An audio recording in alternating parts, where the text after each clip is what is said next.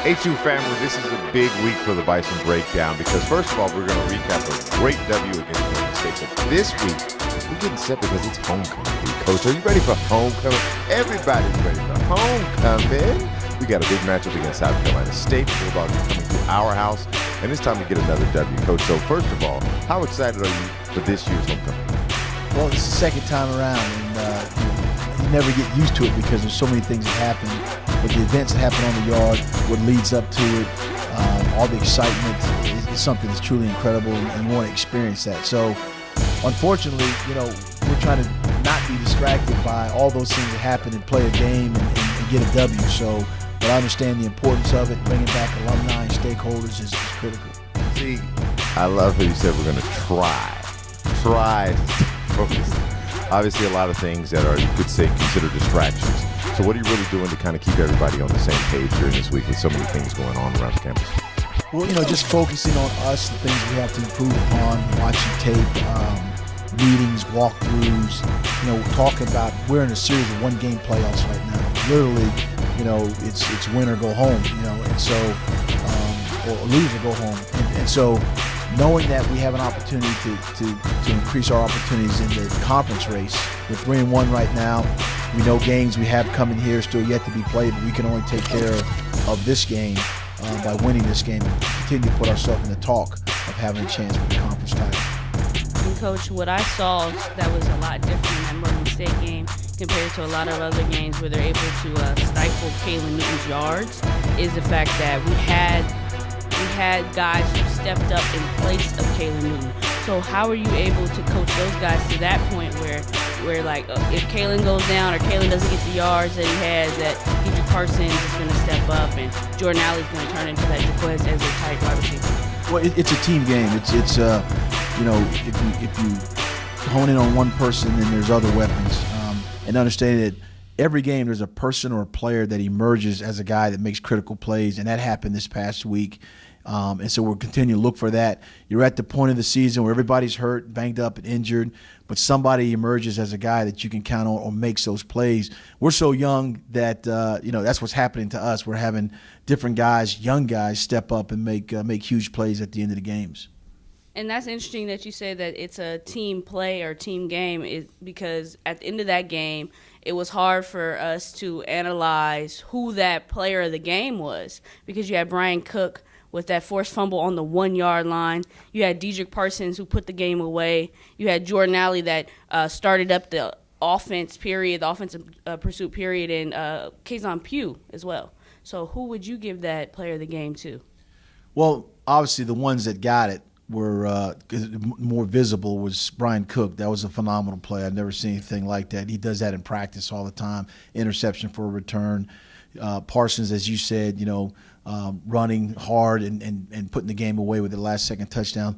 But also Brandon Johnson, who's an offensive guard for us, played at Good Counsel High School, and he did a great job, controlling his gap and doing the things he needed to do. So when you look at, again, Brandon Johnson's offensive line, we call them the big uglies. They get not a whole lot of credit, but when the game was on the line and we had to put the ball away and run the clock, then the offensive line did a great job. So looking at the scouting report for South Carolina State, they've got a quarterback. And when you think about how offenses are run typically on the collegiate level, you try to disperse the ball amongst the talent that you have. Well, they pretty much are predicated on their quarterback. How crucial has it been looking at him on the film and trying to scout out what he does best? It's very crucial because he's a leading ground gainer almost by 2-1. So he drops back for passes. If it's not there, he creates with his feet. They design runs for him where they block the guy that's intended for the quarterback most of the time. So they have load schemes that allow the quarterback to try to get on the edge. So we're going to have to know where he's at all times, but not keep our head in the sand, know that he's got receivers and running backs and all those other elements. But he's very gifted, very elusive, and so we're going to have to do a great job of trying to make him stay in the pocket and throw, have our rush lanes, defining an edge to make the ball go back to the inside. There's so many technical things I could talk about, but it's going to be important to keep our eyes on the quarterback. Now, you talked about some of the alums that would be coming back on the field. Are there any players from your past or from the program's past that have already reached out to you that said they would be in attendance and, of course, want sideline treatment and want to pseudo coach and might try to get back in the pads if they can? Yeah, everybody wants to hook up, whatever that is. It's a ticket and a parking pass and all that stuff. There'll be quite a few. On tomorrow night, Thursday night, there's a reception at Founders Hall. There's football memorabilia from 125 years ago, celebrating Howard football. So it'll be from 6:30 to 8:30. So a lot of the football alum will be back.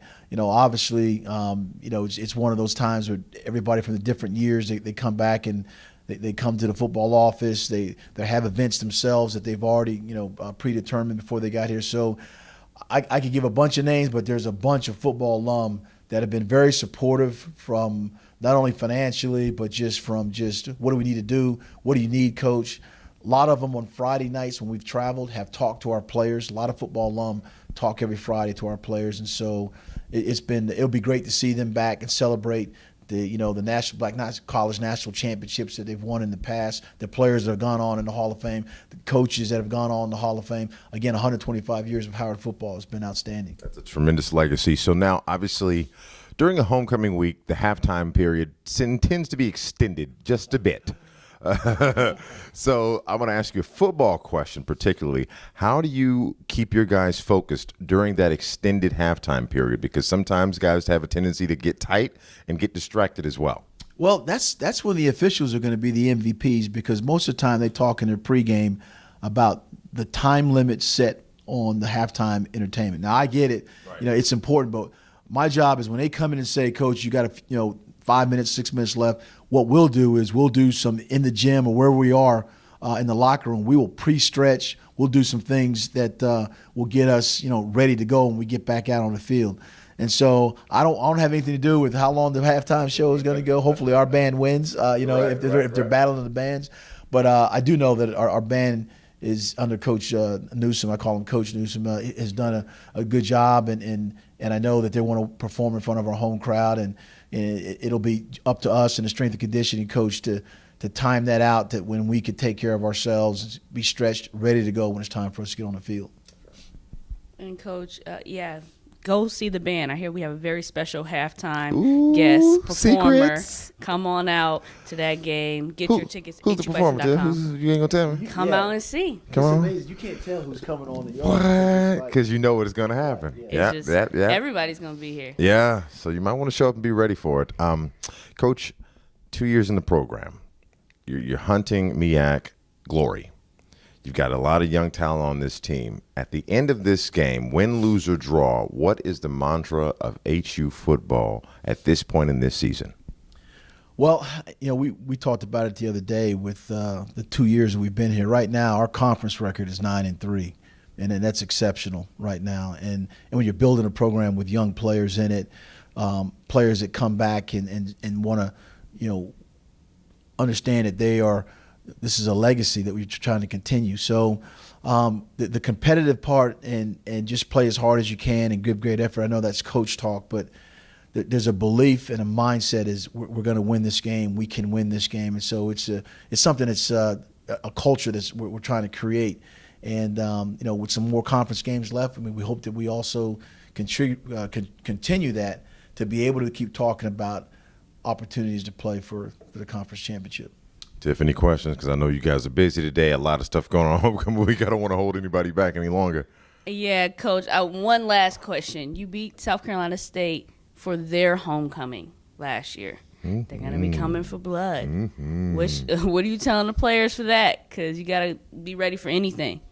Well, maybe in years past we were everybody's homecoming game and all that. But, again, we to us, it's a series of one-game playoffs now. I mean, the next most important game is this game because you can still stay in the hunt for opportunities beyond that. So we're not looking beyond that. We're looking like right in front of us. And what holds us from, achieving any of those goals is South Carolina State. So they're here. It's our home game. Again, we feel really good about the last few games being at home for us. But we'll be ready as we are in most games and know what's at stake. So our guys are excited about it. So normally at this point I would tell you what time kickoff is, but since it's homecoming, I'm going to expect you to be here like Friday morning at 4 o'clock and just stay on through Sunday morning at 4 o'clock, and we'll watch a football game in between. But we really want you to come out to the stadium and support the Bison. This is a tremendous opportunity for these guys to really show what they're made of in front of a home crowd with a great record, an exciting coaching staff, and, of course, everybody that supports the program. So on behalf of Tiffany, Coach Lennon, and myself, I'm Wes Hall. We will see you next time, and I'm going to go ahead and throw a W out there after a win on the Bison Breakdown.